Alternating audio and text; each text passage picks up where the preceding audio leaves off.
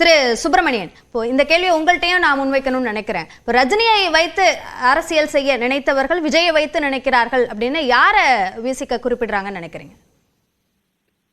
குரல் அதிமுக சொல்றாங்களான்னு தெரியல எனக்கு. கண்டிப்பாக பாஜக சொல்ல மாட்டாங்க, சொல்லல அவரு விஜய்.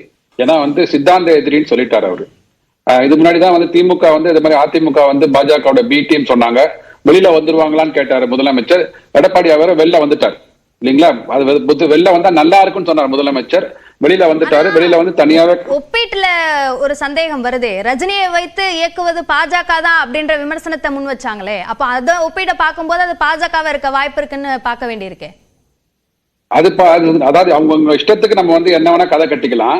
2021க்கு முன்னாடி ரஜினி யாரோட அழுத்தத்தினால வெளியில வந்தாரு, அதற்கப்புறமா அவர் நடித்த படங்கள் எல்லாம் யார் தயாரித்தார்கள், உங்க பெர்செப்ஷன் என்ன இதுலன்னு கேக்குறேன்.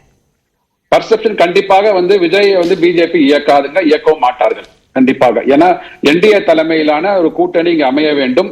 திமுகவுக்கும் அதிமுகவுக்கும் மாற்றாக என்டிஏ கூட்டணி வரணும். அதுல கண்டிப்பாக விஜய் இருக்க மாட்டார்.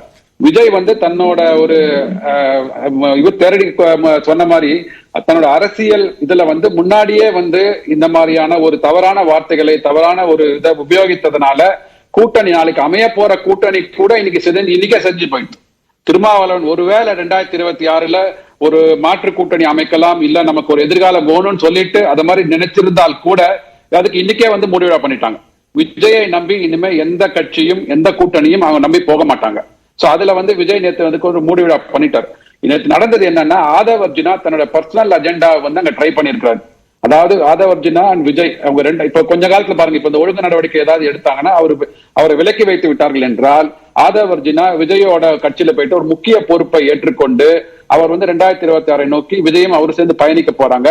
அதுல எந்த விதமான விளைவுகளை சந்திக்க போறாங்கன்னு தெரியும். அதாவது விஜய் இன்னைக்கு நேத்து நடந்த பேச்சுல பாத்தீங்கன்னா, அவர் திமுகவை ஊழல் கட்சின்னு சொல்லிட்டு குற்றம் சாட்டி இருக்கிறாங்க. அதை மன்னர் ஆட்சின்னு சொல்லியிருக்காங்க. அதே மேடையில் அவர் உட்கார்ந்து இருக்கிறாரு. சோ இதெல்லாம் எப்படி அவர் அடுத்து வரப்போ 2026 இன்னும் அக்ரெசிவா எடுத்துன்னு போறாரு. ரெண்டு எதிரிகள் இருக்கிறாங்க. சோ ஒரு எதிரி மேல இப்ப அவர் அக்ரெசிவா எடுத்துன்னு போயிருக்காரு.